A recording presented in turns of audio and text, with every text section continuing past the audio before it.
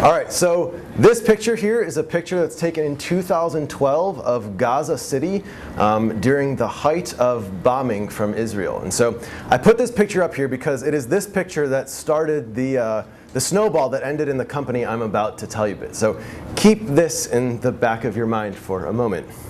So what are we? reMesh, we are a company that specializes in collective intelligence. Specifically, we specialize in taking the thoughts of a group of people and like the entire world and turning them into a voice that can speak. And so this maybe sounds a little crazy and maybe a little out there. And how does this apply to Israel and Palestine? And so if you want to know the answer to all of those questions, then I urge you to stay paying attention for the next 4 minutes and 30 seconds.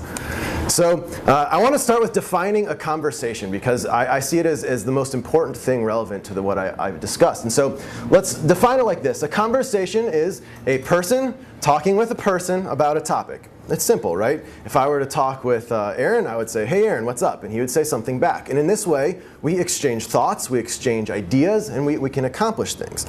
So why is a conversation so powerful? Why do people partake in them every day? Through text messages, through chat apps, through in-person conversations, through Skype, through video? Well, it's because it's what a conversation can accomplish. And so I picked 3 things that are particularly powerful. First is that a person can become friends with a person through a conversation. A person can resolve a conflict with a person through a conversation, and a person can learn the wants of a person through a conversation. And so this is an incredibly powerful tool that allows people to accomplish things with other people. And so this begs the question, what if a group of people could participate in a conversation just like a single person? So this is what we do. We call this a mesh. And so we define a mesh as a group of people which can participate in a conversation just like a single person. So that's a group of people which can participate in a conversation just like a person. So just like I can talk with Aaron and give him my thoughts and we can go back and forth, well, now you can do this with a group. So let me continue. So now we can take our definition of a conversation, which was a person talking to a person about a topic, and now we can say, well, now a conversation can be a person talking with a mesh about a topic. So perhaps the person is Barack Obama and the mesh is America. And so now this means that President Obama can actually have a conversation with America. Similarly, a mesh can now talk with a mesh about a topic. And so now perhaps Israel could have a conversation with Palestine about borders.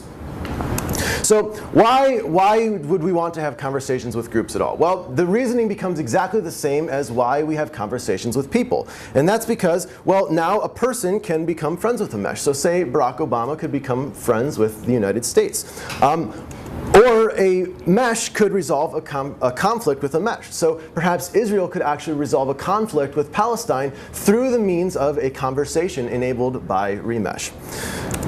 So at this point, I've kind of talked high level and haven't really said anything concrete about what do I mean by a conversation and how does a group like Israel actually turn into one thing that can have a conversation. So let me walk you through a little bit of what this process looks like. So I bring up our app and I bring up my own account logged in. And so this is me and I am part of 2 meshes.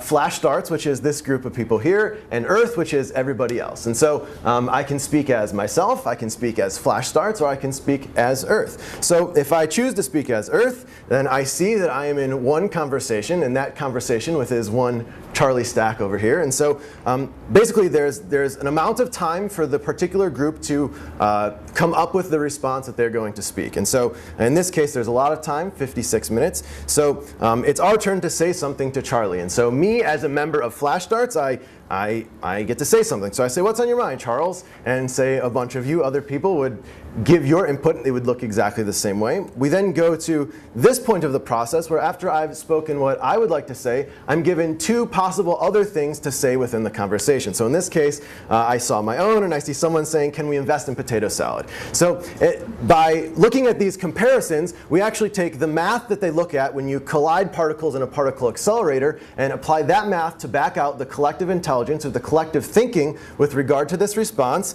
and in the end we find the thing that best represents the group, which in this case was, let's order some potato salad and talk about investments.